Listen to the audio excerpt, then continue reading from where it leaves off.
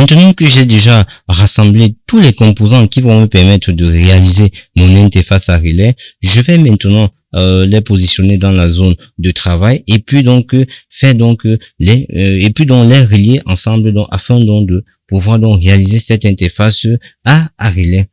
Donc je vais commencer déjà par sélectionner déjà le relais. Voilà, je vais placer le relais. Après avoir placé le relais, je vais venir, je vais prendre la 2N2222. Je prends la 2N2222. Bon, ici, nous allons aller par là. Nous allons aller pas à pas. Nous allons aller pas à pas. Nous allons reprendre ceci afin que vous puissiez mieux comprendre. Donc, je vais aller pas à pas et je vais déjà commencer par placer déjà l'optocoupleur. Voilà. Je place l'optocoupleur. Je vais placer la résistance qui va au niveau de l'optocoupleur.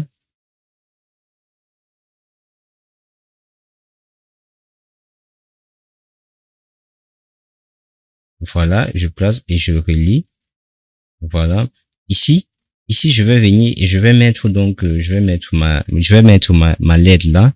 Je vais mettre une LED là. Donc, je vais prendre, pour faire cela. Je viens, je cherche la LED verte. Je vais faire une rotation. Et je viens positionner. Même chose, je vais donc relier. OK. Maintenant, je vais venir prendre mon logic state. Voilà, mon logic state.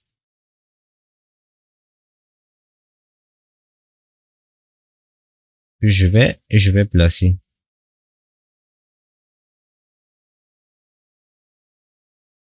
Voilà, mon logic state qui est placé. OK, donc vous pouvez voir, il peut passer de 1 à 0 lorsqu'on appuie dessus. Donc maintenant, je vais venir ici, à Terminal Mode, et je vais chercher là, la masse. Je prends la masse, que je mets ici. Et puis, j'envoie donc ça ici. OK.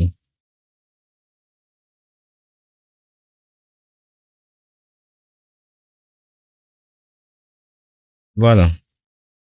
Donc voilà, j'ai déjà fini avec la première partie, qui est cette partie. Donc ici, à ce niveau, au niveau de ce Logitech, on va donc par la suite, lorsque nous allons donc programmer la carte Arduino, on va donc remplacer ici ce Logitech par un pin de la carte Arduino. Ça peut être par exemple le pin 13 ou le pin 2 et qu'on va remplacer ici. Et à chaque fois qu'on va envoyer un 0 volt, quelque chose va se passer. Lorsqu'on va envoyer un 1 volt, quelque chose va se passer.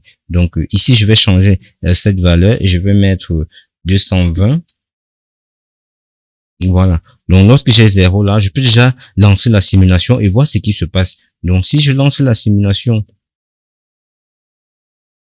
je vois bien que tout est arrêté. Tout est arrêté.